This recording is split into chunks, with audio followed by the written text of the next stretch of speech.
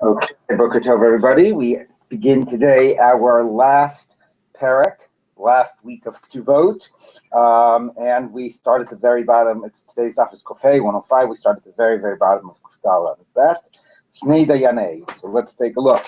Shnei Dayanei Gzerot. Two judges who made decrees, which is interesting. We'll see what that means. This is also an interesting introduction to the Mishnah. Right. What? It's an interesting introduction to the Right. Mishnah. Hayu Yerushalayim, we're in Yerushalayim. Admon v'Chanan, then Avi Shalom. Admon and Chanan ben Avi Shalom. Chanan Omar, Shnei Dvarim, Admon Omar Shiva. Chanan said two things, more than two things, hopefully, but Rashi says that two things that he was like known for, that the sages did not agree with him. And Admon said seven. And we are going to, and you will see that obviously the first one here is going to tie into the themes of Ketuvot. Some of the others will be related to Ketuvot, some will not. But we're bringing in all of the sets of the things that they said because of the original hook here. And number one is, somebody went to overseas and his wife demands to be fed, right, and demands her support, and the husband isn't around. So obviously she has to be able to put food on the table, but the concern is that he's not around to defend himself, and maybe he already prepaid it or something. So Hanan says, she'll take an oath at the end, but not at the beginning. What's the end? Rashi says the end is that if eventually he doesn't return because he died, and then she wants to collect her whole ksuva, then she'll take the normal oath that a woman takes when she collects her ksuva, and at that time she'll basically swear that she did not, that there's no outstanding monies that she had already collected, that she's owed the full amount and so on, and that'll cover for anything that she had collected when she was getting paid for the food. The possibility that anything had already been had been prepaid at that stage. Of course, if he doesn't die in the end, it's not exactly clear. Maybe she'll take an oath when he finally returns or whatever, after all the collecting is done, or maybe when he returns, he'll have a chance to defend himself, and then then we'll just sort of follow his lead at that moment. Okay, but the oath will be at the end, not at the beginning. The sons of the Kohanim Gedolim. It's fascinating that there was a whole group of Bnei Kohanim Gedolim. How many Kohanim Gedolim did you have? I guess maybe they had a lot of kids. I mean, it was the time of Bayit Sheni, so okay, there was a big turnover of Kohanim Gedolim. The Amru, but it's funny that they have like a identity and a voice in halacha here. Tishva b'tchila u'b'sof. No, she has to take an oath at the beginning and at the end. Amar Rabbi Dosa ben Hurkin is Kidivrei Hanan. Rabbi Dosa ben Hurkin is ruled like them. So he says that they have to take an oath at the beginning when she comes to collect her mizonot, and then later if she's coming to collect her basic ketuvah. And Amar Rabbi Yomi Zakai Yafa Amar Hanan. No, he actually sides with Hanan. Lo tishva ela b'sof. The oath should be only at the end, not at the beginning when she's coming to collect mizonot, but only at the end if he's dead and when she's coming to collect her ketuvah. Okay, so before the Gemara today, just to warn you, is not going to discuss this debate at all. This ksuva thing, it's going to really just focus on the first phrase here of Shnei Dayanei Gzerot and talk to us a little bit about people's roles as Dayanim and so on. So before we get into that Gemara, which once we're going to be focusing more on sort of the opening of the Mishnah, I thought I would point to you the interesting little Tosos here on Kufdal Lamed Bet. Shnei Dayanei Gzerot Hayyushalayim Admon v'Chanan ben Avi Shalom. So Tosa says, Hachi Gosh Rabbeinu Tam, Avi Shalom, as opposed to Av Shalom.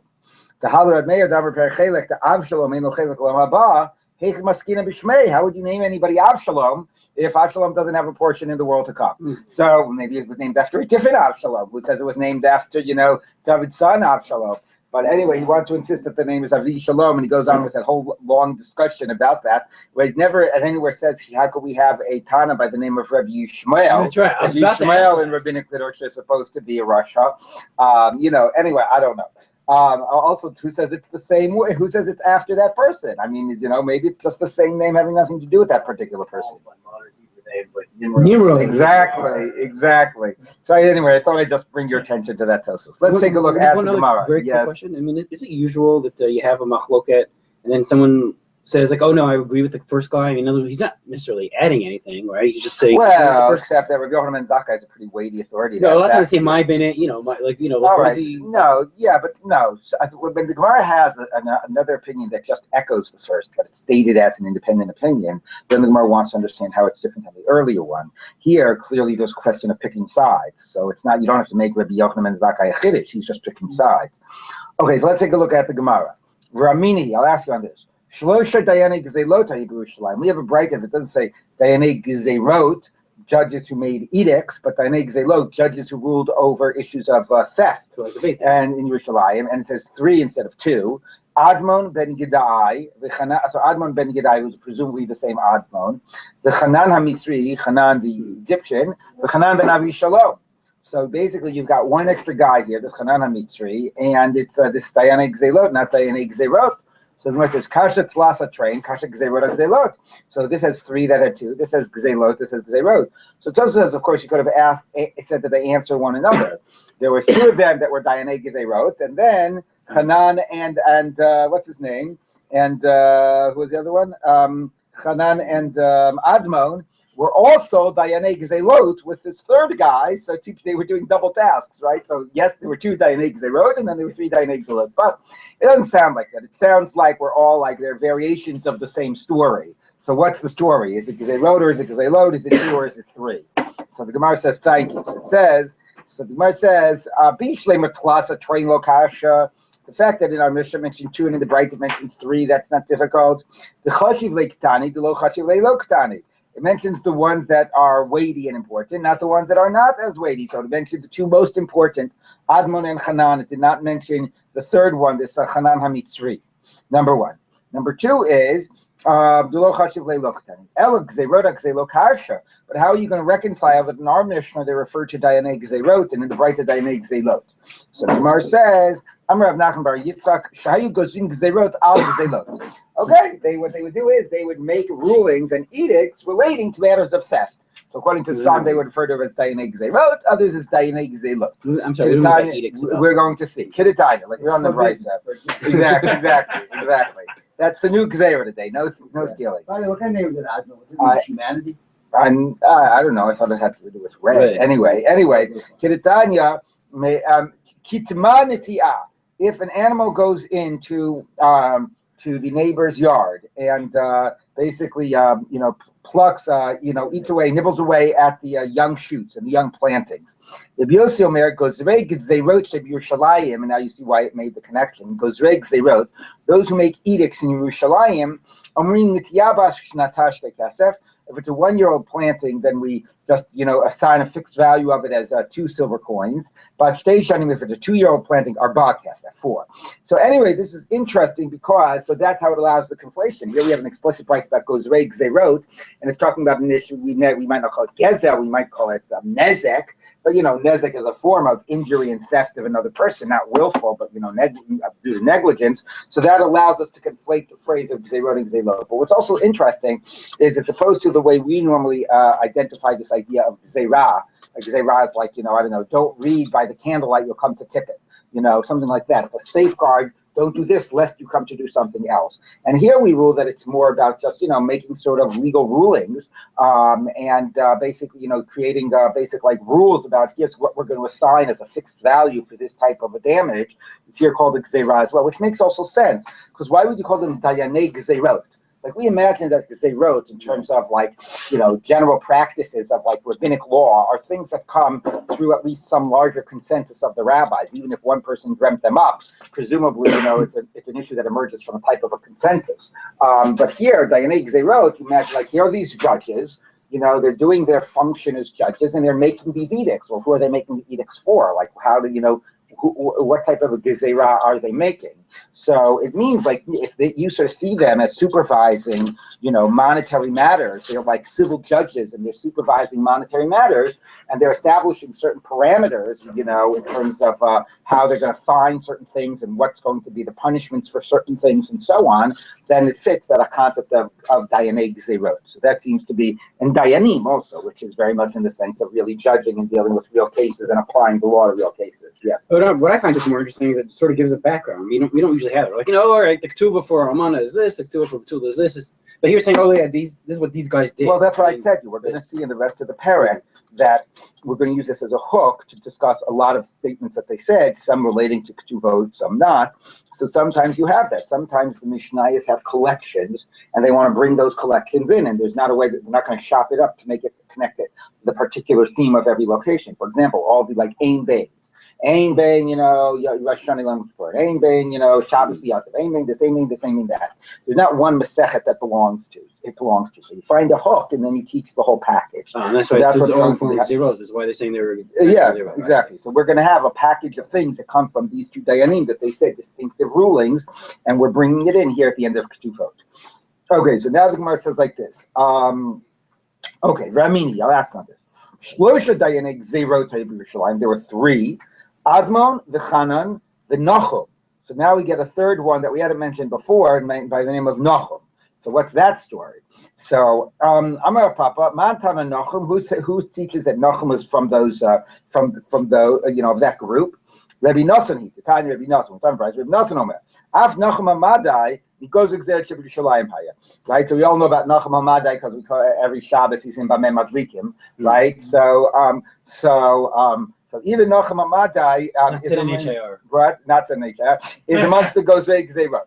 The sages didn't agree with him. Like, it's so funny. Like, what are we? We're debating history. We're debating presumably he played some role. There was the question like, how much was he in, a certain type of capacity or another? Obviously, he, dealt with cases, or nobody would have thought it.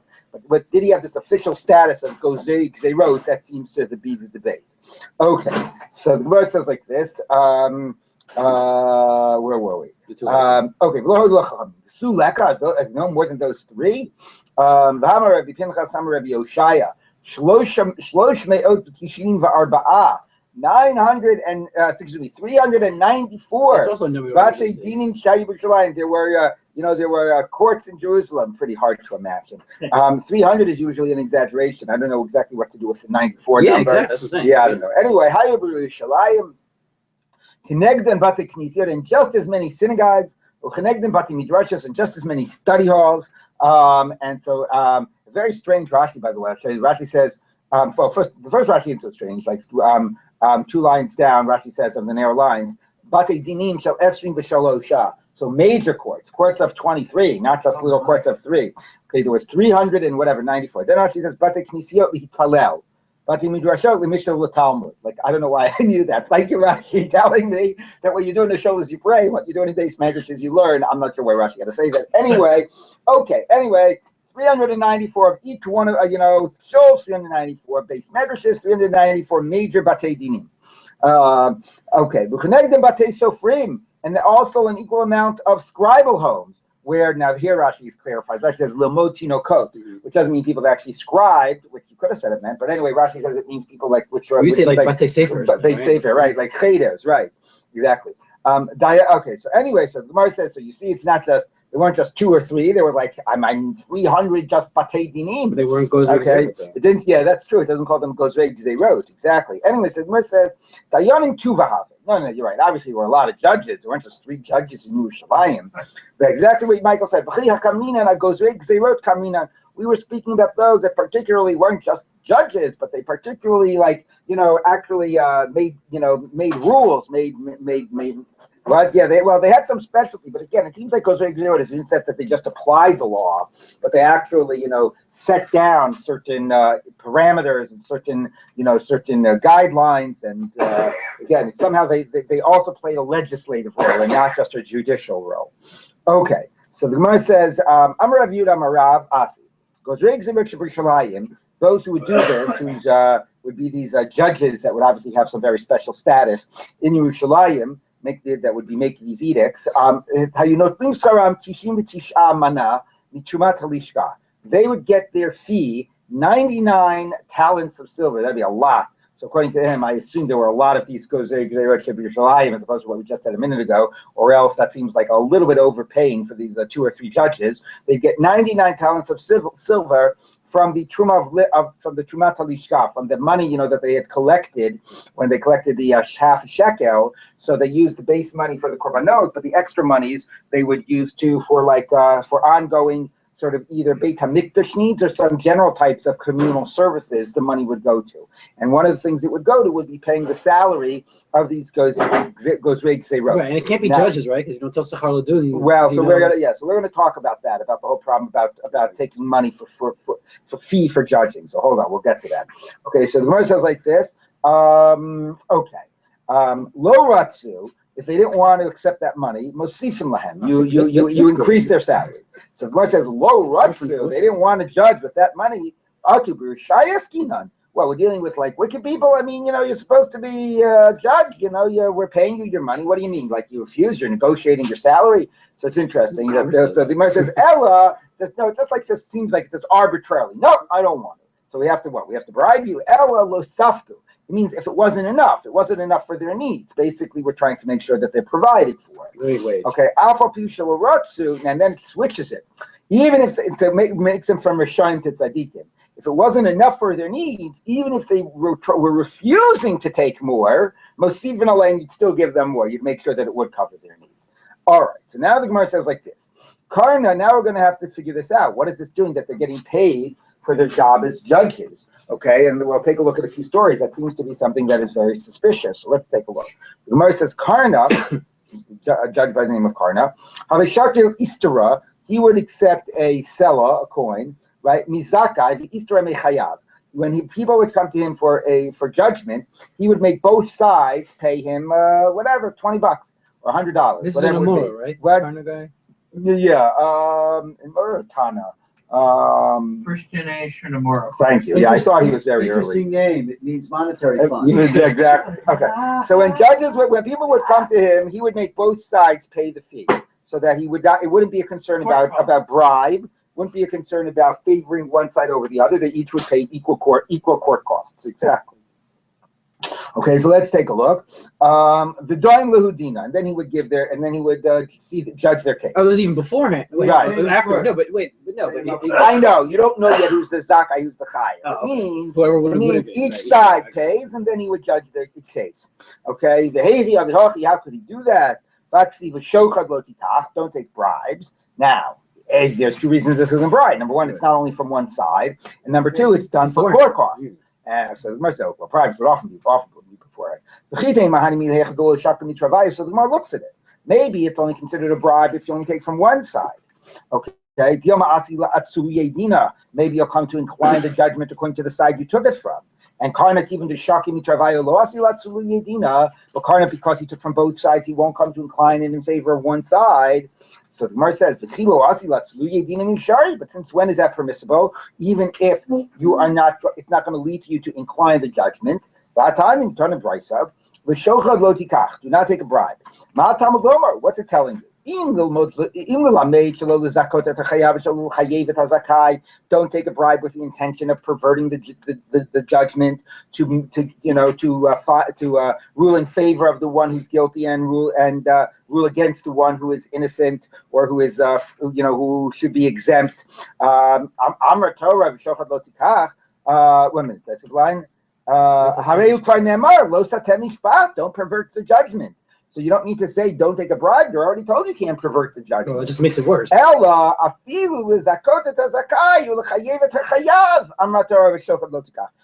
if your intent was to do the judgment properly, to make the innocent one innocent and the guilty one guilty, you can't take a bribe. Now, we have to ask yourself, what's going on with the guy who's paying the bribe? What's he saying? So is he saying like, here's $1,000 fine in favor of me, and you're taking the bribe, but in your head you're saying I'm really just going to judge it, honestly. That's one idea.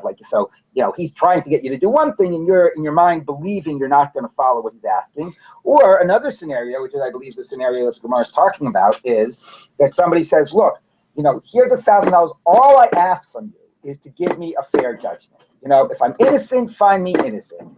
And here, take this money. I don't ask you to find me guilty if to find me innocent. I'm guilty. Just judge me fairly if I'm genuinely innocent. So, okay, fine. So that even so, you can't take it because obviously, even if that's the arrangement, something it could lead to being inclined in his favor regardless.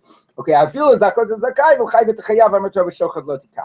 so now, so the Gemara says if that's true, it shouldn't be better if you take it from both sides. Because taking both sides, how is that better? Then anyway, just taking the money and trying to do and agreeing to just do the right thing. Well, if you take it from one side, he still makes right. Which is why it's a very funny question, because it's one thing to take it from one side and agree. I'm telling you, I'm only going to judge as fairly.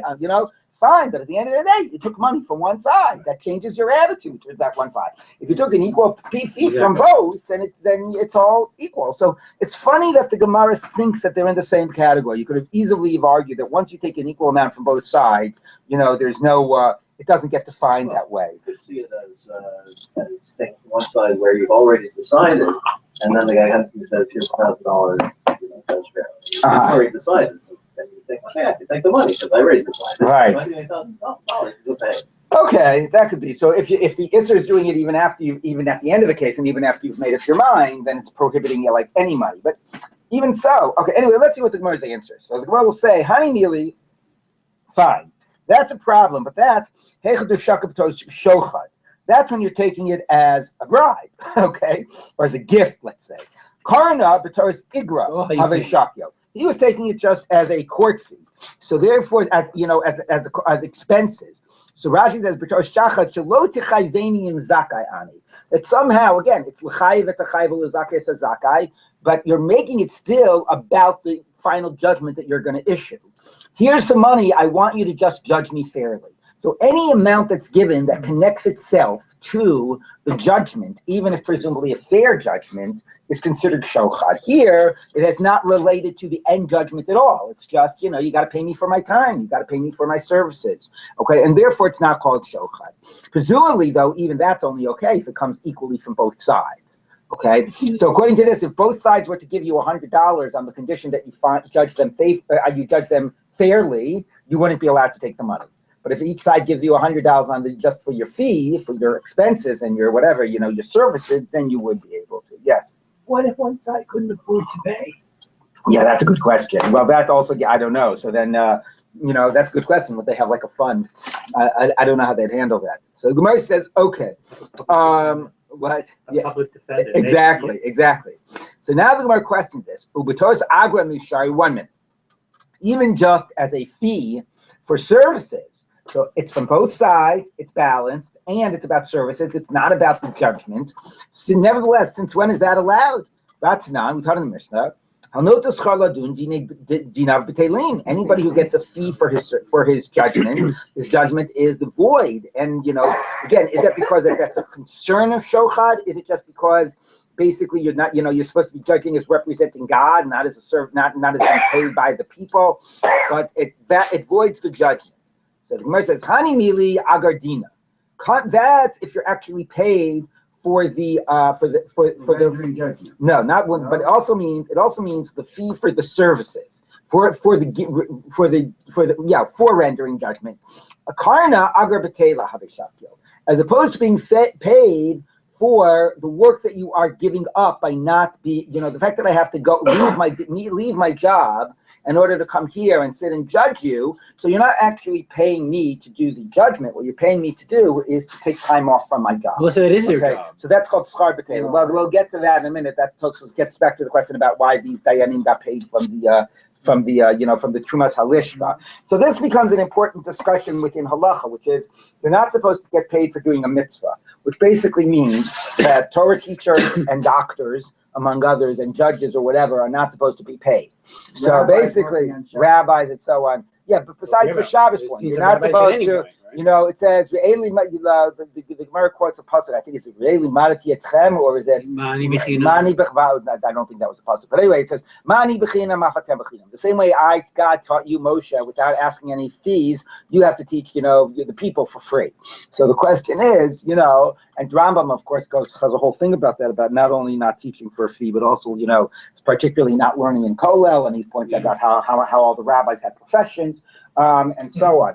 Okay, but obviously it's very hard, and there were different times when being a rabbi and so on was a specialized class or not.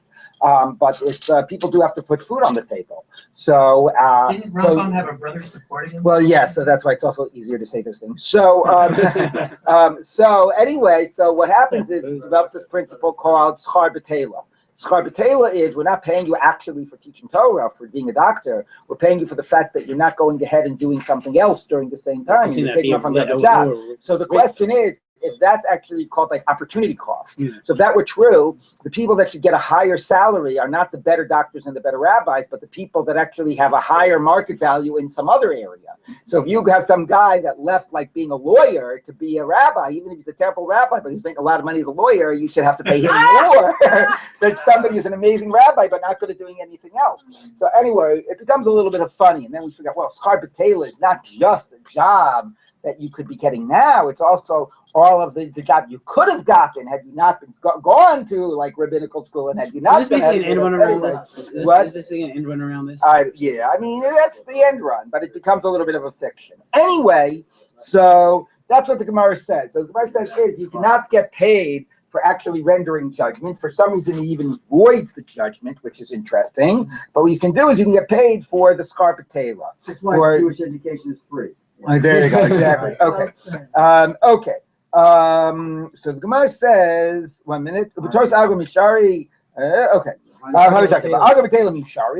it really allowed to get schar b'teila like opportunity? What's it called? Opportunity cost. Yeah. Okay. Vatani, we talk about brisa. Disgusting is the judge who takes fees for his judgment, but it still is a binding judgment. What's the case? If it's actual fee for rendering judgment, dino din, how is it binding? Vatani, we just taught earlier, that the judgments are void if you get paid. It must be for the for opportunity cost, that you're getting paid for the job you're not doing. And we still say that it's disgusting. So we're still back to the problem of how Karna took the money. You're not supposed to even take agar b'teila, schar b'teila. So the Gemara says no. That's when it's not obvious that you are losing any money by sitting in by rendering judgment here and by spending your time with these guys. Then from people's perspective, it looks wrong. It looks like you're being paid to render judgment, even though in fact you're just being paid to leave your other job. So if it's not obvious, then when it's mechur hadavar. But Karna, Karna, it was very obvious that he was being paid because he had to leave his other job. So when you're only being paid for the job you're not doing, and it's obvious, and therefore nobody suspects you're being paid for the judgment you are rendering, then it's acceptable. How is it obvious by Karna? He would basically be a wine smeller. He would smell in like the sommelier? What? Yeah, and he would be able to smell the wine and determine whether it was about to spoil, and tell people which wine they should sell sooner rather than the other wine. And they would give him a dollar, like a meaning. So it would be very obvious that here's somebody that, again, I don't know how it was obvious that he wasn't doing his job, but somehow it was very obvious that he could earn some easy money. All he would have to do would be walk into a guy's, wine store or whatever, or storage house and do some strong, and they'd give him money. So it's very obvious to anybody that for me spending time sitting with you, I'm losing money elsewhere. And therefore people will understand that that's what the money is about. Okay. Sorry, you're saying this when you know you and already have another job. Right. So that is your only job. What? Well, I don't know about your only job, but anyway, but it's obvious to people that if I'm being paid, it's because I'm losing out money by doing this and not doing something else. Like the story of Rav Huna, when a judgment would come in front of him, he said to the litigants, you know what? I'm happy to sit to hear your case as long as you provide me some man that will go ahead and will draw water in my place. I get paid for drawing water, so find somebody to go ahead and do that job for me, so I will still get my normal, fee for the normal work I would do today, and then I'd be happy to hear your case. The Eidun Mechudina, and then I'll judge your case. Okay, so now we're going to get on to a discussion about shochad, but what we basically have come up with is you're not supposed to be paid. Now, you're not supposed to be paid? I brought in the discussion, because this is also where you get the issue of schar b'teila, to other types of mitzvot, like learning Torah and so on, being a doctor, etc. And that could be part of what it is. But one also wonders that if it says that you actually do get paid, it's dinav b'kelim, right? It sounds like it's more than just the problem of not supposed to get paid for a mitzvah. It's that if you're directly being paid for rendering judgment, it does make it much closer to the idea of shochad, and therefore we're voiding the judgment.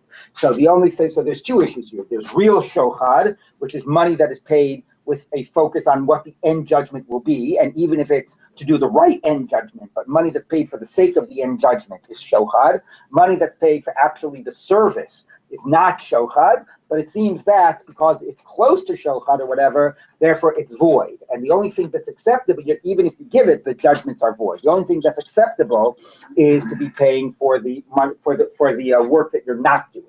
Now, if you take a look at Tosfos, let's go back to those that were paid from the public funds. Okay, because now we've done this whole discussion about how he got paid from the actual litigants. Was it any different when you were paid from the public funds? When we say these gozei grizei were paid, was that also their schar b'teila? What was that money about? Okay, so let's look at this Tosfos. Gozei grizei b'Yerushalayim ha'inotim schar mitzvah solishka. It says hadalo parchacha v'hichi avihachi v'aksi v'shochav l'kikach v'parch alei dekarna. So why is this different? And you need to give essentially also the same answer. You have to say that these public funds also were like a type of a schar b'teila. So Omer Rabbeinu Tam mishum delo aser elami ba'alei dinim.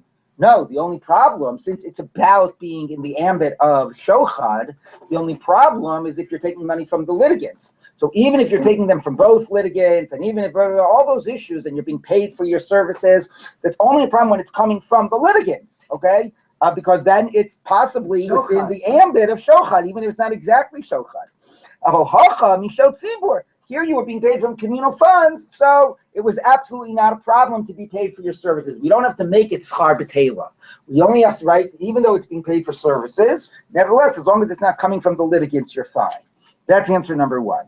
The Rabbi mefarish tahacha labatar schar hayanotlim elahacha kol sha'a hayoshvin bedin v'lo hayoskin b'shum melacha v'lo haya lahem b'mel lihit parnes. So he gives a different answer. He says, no. Look, he says, you need some people, right, to actually be dedicated to being available to do this job. So it means there won't be any good, you can't give them schar b'teila because they don't have another job that they're leaving. But the community needs them dedicated to this job. And what you could have said is, once you're needed to be dedicated to this job, then we're allowed to pay you directly. But Tosfos doesn't make that because you've still got a problem. How could you be paying them directly? You're not supposed to pay somebody for these types of services. No.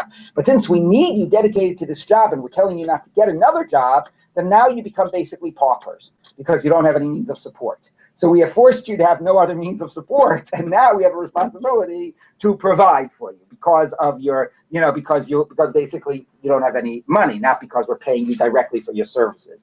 So it's an interesting different models, right? The reason I put it out there is because we basically think oh no, we can't do the schar b'teila model. If we want somebody to be a good rabbi or be a good school teacher or be a good doctor, then they have to basically focus all their energies on that, right? But then the next step that we take is, and therefore we're going to pay them directly for those services. Tosfos is still trying to work around this problem. You're still not supposed to pay somebody for doing a mitzvah.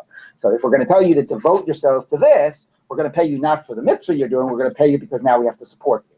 Now we have a communal responsibility to support you. This is the Rebbe's review and Nasi. Now there's one shot is Rabbeinu Tam, the other is Rebbe. No. No, this Tosfos was written by a Talmidim of Rabbeinu Shimshon, the Rash. Right. So when he says Rebbe, it was written by a student of the Rash. So it was first Rabbeinu Shimshon. Oh, so it says Rebbe here in this Tosfos. It means Rabbeinu Shimshon. You used to have another one also. This particular Tosfos was written by a Talmid of the Rash. When you read Talmidei Rabbeinu Peretz and they say Rabbeinu or Rebbe, it means Rabbeinu Peretz. Right. And I'm not how do you know? How do I know that this was written by Rabbeinu Shimshon? Because many prakim back it says from this point on are the Tosfos of Rabbeinu Shimshon. Oh really? Yeah, it said that somewhere. You're holding out on us here. Where is it? On Daf Tzadi, beginning of the 10th paragraph, it says Mikanat Sof Hatachni Tosfos Rabbeinu Shimshon. Where is it? The first Tosfos on Daf Tzadi, on the 10th paragraph on Daf Tzadi. I'm now in overwhelm if I missed a single Tosfos. But I'm out of it. So it's clear that and if I didn't know that, then I would look up Orbach Balei HaTosafot that tells you who the author of the Tosafot of the different because it's so striking. It says Rebbe. You want to know who is it? Right, it's an early Tosafot. The later Tosafot lose that Rebbe thing, and they're more speaking in a very anonymous voice. But the earlier Tosafot, which very much come from a particular, one of the Balei HaTosafot, what his school. So you have the language of Rebbe a lot more. Yes, I'm sorry, Doug. Well, it crystallizes a methodological problem because clearly such a rule is unworkable if someone's going to be dedicated to this. Right, exactly. So that's it. That's the point. I mean, that's, if you need somebody dedicated to Bezin, you can't work by schar b'tela. Right, so you have to get around to paying the guy for the job. So he does it by by framing it as if we're just supporting him. Right, exactly.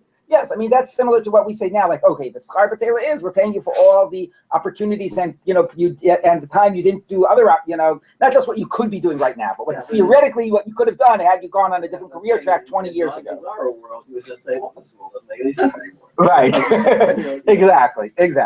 Okay, so you have two very interesting explanations about the communal funds. One is that it's not anything about a problem about paying a fee because it's not anywhere near shochat when it's coming from communal funds. The other doesn't focus on the shochat issue, but just says in general, you're not supposed to be paying people for doing a mitzvah, and therefore says, but if we want them dedicated, we're not paying them for doing the mitzvah. Now they're dedicated, and now their responsibility of support is on us, the community. Okay, now the Gemara goes back and says like this. Amar Rabbi Avo. Now we get into a little discussion about shochat. Says Rabbi Avo.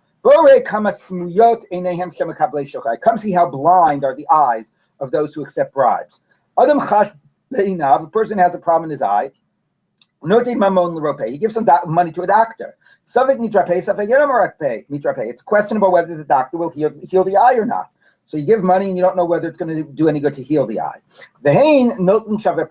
And these people who accept bribes, they take just $1. And it has the power to blind their eyes. A little bit of money blinds their eyes. Because bribery will blind the open-eyed. Tana Rabbanan, rabbis taught. The shochat will blind the eyes of sages. How much more so will it blind the stupid?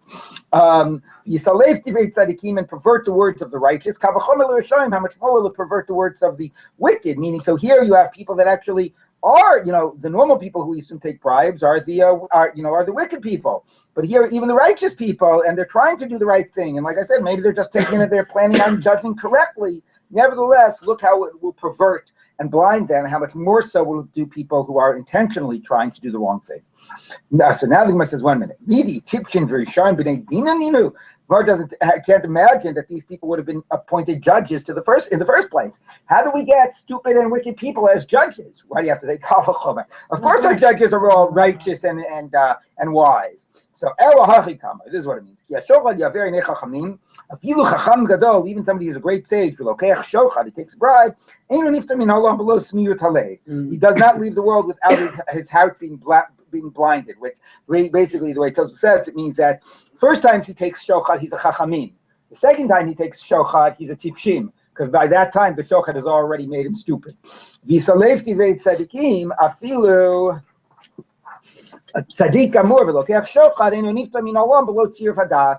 If he was a total tzaddik and he takes shochat, he doesn't leave the world without sort of going out of his mind or without perverting his character and becoming a rasha.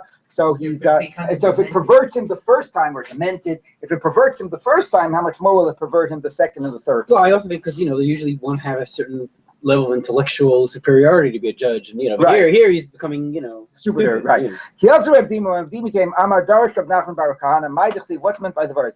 Mel b'mishpat yamid aretz. The king with justice will establish a foundation. Thank you. Establish the foundation of the earth. The ish trumot yahar sena, and a man of trumot, which might mean like from the word mirma, of deceit, but we'll see the Gemara will interpret it as the word truma, will destroy it. Who is this man of trumot that will destroy the world? Im domed dayan lemelech.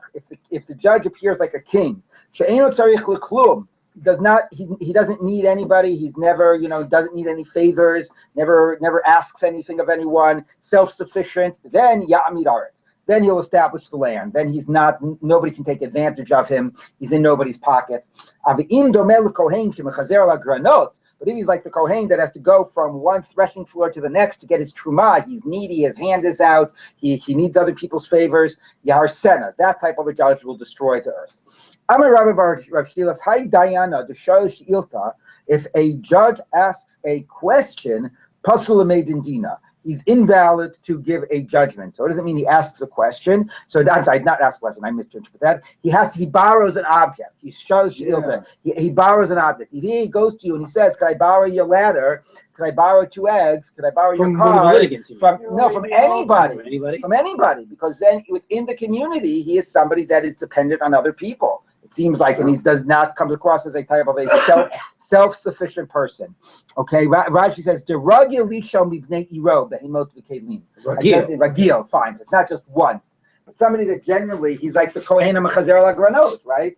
So he's the guy that always, needs favors. He's somebody that needs favors. So somebody who needs, even if they're like small, mundane favors, he's not self-sufficient enough to be a good judge. People will give him. I mean, he wants yet another cigarette. They have to have their day in court. Or whatever people's intention is, and then he also will be partial because of what he's gotten in the past or what he might anticipate in the future. Right. Okay, and that's only if he doesn't have things to lend other people. But if he has what to lend other people, there's reciprocity. You borrow 2 eggs from your neighbor one day and you lend them a cup of sugar the next day. In that case, it's not a problem, because then it's not an issue of a certain power dynamic, right? It's just being neighborly and, you buy reciprocal, right? Okay. And is that really true? That Rava shows Ilta Midibei Bar Miriam. Rava borrowed objects from the house of Bar Miriam. Avagavdulo Shayeli Mine. Even though he didn't lend them anything, and presumably, and even though he borrowed objects from them, he was still willing to judge them. So the Gemara says, Hasam lachshuvinuhu debai. No, there he wasn't doing it because he really needed it. There he was doing it in order to give them a sense of respect. Oh, look, this great rabbi came and he borrowed something from us. It makes them, it flatters them. But still, wouldn't the perception be negative though? Like, yeah, I don't know. You would think that the perception would be negative. These people and you're right for some reason. Yeah, I don't know. Oh, of course he ruled now for them. Look at what he's borrowed for them. Yeah, I mean, I agree. And not only what other people would think. You don't want anybody to think, even the people themselves, oh, we've got Rav in our back pocket. He borrowed something from us. So even if Rav didn't do it because Rav himself needed them, right? Yeah, I know. It is strange. Okay. Amar Rava, my time at the shochta. What is the reason of shocha? Well, we'll see what it means. But what's the power of shocha? You might want to say. Even the kabile shochta mine. Once somebody accepts a gift from somebody, ikrivle da'ate legabe. So then, this is like, even if you plan on being fair, right? You're doing it, and all you're doing is taking the money in order to be fair. But no, as soon as you take money from somebody, so you feel close to him. You identify with the person. And he becomes like you. He becomes like you yourself. And you're not able to see your own thoughts. So meaning, even if you try to be as completely objective as possible, you can never be fully objective when it comes to yourself, and when it comes to somebody else who now you're subconsciously partial to and feel connected to. Even in your best attempts, you will not be able to be fully objective. My shochad, and then what does shochad mean according to this? Shehu kichad, that you become like one with the person you receive the money from. Amar Papa, loli dun inishkini leman derachim le. A person should not judge a case to a person that he likes or that he loves. The lo leman desani le, and not somebody he hates. Derachim le lo chazi le chova. Somebody likes that he won't be able to see any thing negative about him, right? The sunny le, somebody doesn't like. You won't be able to see any merit. Now, obviously, there's a general category which is talked about ohev and soneh, which is somebody who's really well established as somebody that you really are partial to or you really don't like. This is talking even about a little bit of a positive or negative inclination, as we're going to see in a minute in the Gemara. Okay, Amar Abaye, Haitzur Mirabanan, this Torah sage, the Merachmin Le B'nei Masa, that the people of the city love him, care for him. It's not because he's so great. Oh, if you have a rabbi that everybody in the city loves, don't think that shows you that he's a great rabbi. Actually, what it shows is that he's not doing his job. Okay, that he's not actually remonstrating them and telling and setting them, straight. So they love him because he panders to them. So if you like your Yomi, then there you go. Amar Rava, well, that's a community rabbi. That's not a teacher. Amar Rava, I used to say, Hani b'nei Mechuza, the people of Mechuza, we know that Rava had a whole problem with the people of Mechuza, who were cosmopolitan and they didn't always get along with him so much. These people of Mechuza, Kulu Rachumili, I thought that they all loved me. Kivan Dahavi Dayana. Once I became a judge, and I actually had a rule against them, some of them at least. Amina, then I said, Minayu Sanuli, Minayu Rachmuli. Some of them hate me, some of them love me. I figured that the ones that I ruled against hated me, and the ones that I ruled for loved me. Like he, very much assumed that people are just responding not to his own, integrity and who he was as a rabbi or whatever, but like how much was he nice to them or not nice to them. So as soon as I'm not nice to them, he figured they didn't like him anymore. Okay. Kivan the Chazai. Then I saw demand Michayev leHa'idna Kazache lemachar, that the one that I ruled in favor of, ruled against today, I ruled in favor of tomorrow. Chazai means he saw or they saw. Maybe it's they saw. I don't know the grammar. How does it translate that? I saw. They saw. I saw. Yeah, that's what I thought. Since I saw, yeah. Anyway, then Amina, I said, you know what? In the end, I'm going to rule in favor of them and some of them and against them, and it's going to change from day to day. And I figured, look, imirachim kulu rachmuli, imisanu kulu sanuli. Look, if they love me, they'll all love me. If they hate me, they hate me. I can't do anything about the way they feel about me. Okay, so which is really like it's. Look, stop trying to get everybody to love you. All right, you can't please other people. God, he assumed. It's a fascinating. I love to learn because it really is true. Like you figure, like, oh, I got to do this in order that they'll like me. I got to find favor. I got to rule nicely for them. As soon as I say something against them, they're not going to like me. And you cannot be a good rabbi or a good judge if you're always worried about what people think about you. Mm-hmm. So eventually, he realized it's not going to matter anyway because I'm going to have to rule sometimes in favor and sometimes against people. So you look, whatever they feel about me, they feel about me. I can't let that bother me. Okay, which is that's a very powerful Gemara, I think. Okay. Same are educators too. They teach for love rather than they love teaching. There you go. Okay. All right. There's the great New Yorker cartoon. I forget exactly what the line is, but these two businessmen in a bar, and one of them says something like, when I started out, I wanted to be like, I wanted to be like loved and admired. He says, I settled for like, feared and something like feared and respected, or something like that. Yeah. Anyway, okay. All right. Anyway, okay. Tanu Rabbanan, v'shochad lo tikach. He goes without saying that you can't actually take money bribes. Even like bribes of words. Nam Yasser. It doesn't say betza, which is from the word of like gain, which is money. Lo tikach. What would be a case of like shochad dvarim? It could be like flattery, other types of words. Shmuel was passing through on a bridge. Also Gavra, a certain man came, gave him his hand to help him cross the bridge. Amalei Maya Vidatach. So Shmuel said to him, like, what are you doing? What brings you here?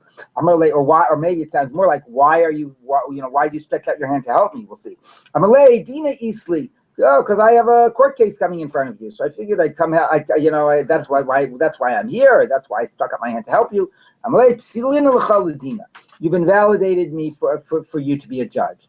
I'm going to read a few of the cases and then I'm step back and say something about it. He was judging the case. A feather fell on his head. Asu Gavra Shakle. A certain person came and took the feather off his head. Amalei Maya what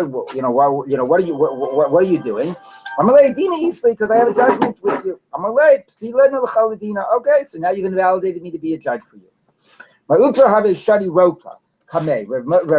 Mar Ukva spat in front of him. Also, who Gavra Kasye, a certain person came and covered up the spit. Amalei Maya Vidatach, what are you doing? Amalei Ina Isli. I have a judgment here with you. You've invalidated me as a judge. Now, before we get on to it, so it's interesting that the Gemara gives us this example as afilu shochad dvarim, right? Because is this about words, or does shochad dvarim mean like things, not words, but like action? Action. Shochad by action. And the part of the question I also wonder here is it specifically only a problem because in the context of doing this, he said, I have a judgment with you, right? If the guy had come and he was bumped into him in the street and he opened the door for him because this was Shmuel, or he covered up the spit, or he got some feather off of him, and 3 hours later he showed up in his court, Would he say, oh no, I can't be a judge because you did me a favor 3 hours ago? Right? Maybe, but maybe not. Maybe it was only because the favor came in the context of saying, who are you? Oh, well, I have a judgment. So then it framed that favor in the context of the judgment, that's going to be coming, and that made it particularly an issue of shochad. And I wonder if that's also like the shochad dvarim. Again, I don't know. I'm curious how they translate the word dvarim there in their English translation. So they translate it as words or as words. Yeah. So I'm wondering if specifically because he uses the words to frame, oh, I'm here and I'm doing this and whatever, I have a judgment, and that's in the context of this favor, that's those words that essentially make it a type of a shochad. Yes. Could he actually mean something different than we're interpreting? For example, it's a little stupid and inane to say, I helped you over the bridge because I'm here to have a judgment. It's so transparent. Right. What if he said this, but he meant it's only because I have to be here that I was able to help you. No. So you're right. That is what I think he did say, meaning I'm sorry if I wasn't clear. I do think he said like, oh, I'm passing by because I have a judgment. But nevertheless, he brought the issue of the judgment into the conversation. Right, but you're right. It's not like I'm doing you this favor because, right? That would be a little bit too transparent. Right. But I still think that the dvarim here could be, if he had just done a favor and an hour later he showed up in the court, right. But because he connected it, he said, oh, I'm here because I was passing by. I have a judgment. Then it connects it. Jonathan, you wanted to say something? The note says something. This notice says by Dvarim, it says a service or other non-monetary favor done for the judge. So it's reading the Dvarim as the service, not as the word. Action, not as the words. I think it's a little vacant because I think it is interesting that Gemara goes out of its way to say in each of these cases he explicitly mentioned the upcoming judgment in the context of the favor. Yes. But the same way as Jonathan just said. Yeah. But it's interesting that why. Somebody does you this minor favor, you say, minor favor, what did you do that for? It sounds like it was something unusual. That the person did something that you ordinary, that you wouldn't expect a normal passerby to do. Right. So that could be that too. Okay. So let's take a look now at the next case in the Gemara. Okay. Rabbi Shmuel, Rabbi Yossi have a regular resay. Rabbi Shmuel, Rabbi Yossi, his sharecropper, generally, the having Maisile Komali Shapsa every Friday would bring him Kanta de Peri, like a basket of fruit from his own field. This was his this was his percentage from the field. Yom Echad Aisile de Hebe Shapsa. One day he brought him on Thursday. Amalei Maishna Idna. Why are you bringing it early this week? Amalei Dina Isli, because I had to come early into town because I've got a judgment, a court case. Amina Agavorchi Aisile Lamar. Since I'm on my way to court or whatever, presumably, and he's gonna be the judge, which wasn't said explicitly, but I had to come into the city anyway. I figured I'd bring you my the food a day early. So so he refused to accept it from him because you've invalidated me to be a judge for you now because having gotten that favor, even though it was his food, but getting it a day early, that would have inclined me. That would have been a type of a show. So the sharecropper was dying? No, the sharecropper was bringing it to Rabbi Shmuel Rabbi Yossi, who was the dying. Right. So he was giving Rabbi Shmuel Rabbi Shmuel Yossi, portion of the produce. He gave it to him a day early, and he says, "Now I can't be your judge." Okay. Again, but notice in this case, he also specifically made mention of the fact that he was coming in for the judgment. When he also has the possibility, regardless of this action, just that he's a sharecropper, he might decide that he shouldn't judge the case. That's a good point too. You mean just in general that there's already a pre-existing relationship. Yeah, that's a good point. Osi is Zuzah Rabbanan, so he sat a pair of rabbis, the Kaidian lay, and they would judge him, not him. Okay, now of course people ask what do you mean two? Shouldn't you mean three rabbis? Anyway, I'll get back to that in a minute. The Hadid Ka'azav Asi. So there he was. This guy, his sharecropper, was sitting with these other two rabbis who were judging him, and Rabbi Yossi was just wandering around. He was overhearing. He was listening. He was walking back and forth. The Hadid Ka'azav Asi. Amar. He should make this claim, he should make that claim. Like he was all of a sudden, he found himself thinking about how he could argue in favor of this guy. Amar, and he said, blasted be the souls of those who accept bribes. Number one, I even refused to take it. And number two, had I taken it, it was my food anyway. I just would have gotten it a day early. And nevertheless, I find myself thinking about how I could come and argue for this guy's side just because of that little favor that he would have done for me that I didn't even accept. So Makabli Shochad, So somebody who actually kach mekabel, so kach, that's how I respond. Mekabel shochet ochos kamu kama. Imagine how people that actually accept bribes, even if they're thinking about doing it and judging fairly, look how much it biases you at a subconscious level. Okay, now by the way, the fact that there was only 2 rabbis yet sit there, Marsha says, why 2? Why not 3? So the Marsha suggests, he says, maybe the only problem is that if you are the sole judge, but maybe not that you could literally take a bribe, but like things like this, little favors or things like that. He says, maybe it wouldn't be such a problem if you were one of 3. You were a panel of 3, and you got a little favor, okay, whatever. But he says it doesn't sound like that. It doesn't sound like Rabbi Shmuel remained on the Beis Din. It sounds like he was walking around and he had the other people actually be on the court. What? Yeah. Maybe that was it, yeah. All right, so it says like this. Rabbi Shmuel, Rabbi Elisha, I see lay, so one other story like this. Rabbi Shmuel, Rabbi Elisha, so they brought him Ahu Gavar Rashis Hagez. Rabbi Shmuel, Rabbi Elisha was a Kohen, so he got the first, could be given the first shearings of the sheep. So somebody brought him these first shearings. Now, he had, it didn't have to give it to him, could have given it to any Kohen. Amarle Mehecha, where are you from? Amarle Meduch Plan, from such and such a place. Mehasam Lahacha, Lohavi Kohen Lemesavle. I don't get it. That's 100 miles from here. You didn't bump into one Kohen between there and here? Amarle, no, Dina Easley. You know what? Because I have a court case coming up. Damina, I go worthy. I see Lamar. Yeah, but I figured I was coming here to this city anyways. I might as well give it to you for the Amalei. So again, notice in all these cases, they explicitly mention they have a court case coming up. Amalei, you've invalidated me to be a judge for you. He didn't accept it. Now, notice, by the way, even though he was he withdrew, he recused himself. Not only did he recuse himself, he also didn't accept the gift, right, in both cases. So, okay, so lo kabel minei. So he gave him 2 other rabbis to judge the case, and they were judging it. While they were he's going back and forth. Amar, he was same story. I don't understand. He could say this, Why isn't he arguing this way? Amar, blessed be the souls of those who accept bribes. I didn't accept him. Had I done it, would have then been it would literally have been his the same way the other thing would have, which was literally the guy's fruit. But here anyway, I would have been entitled to get it because I was a Kohen. How much more so those who accept shochat? Okay. I guess we should end here. All right. So continue this tomorrow. Yeah. What if you knew a particular judge was very tough? So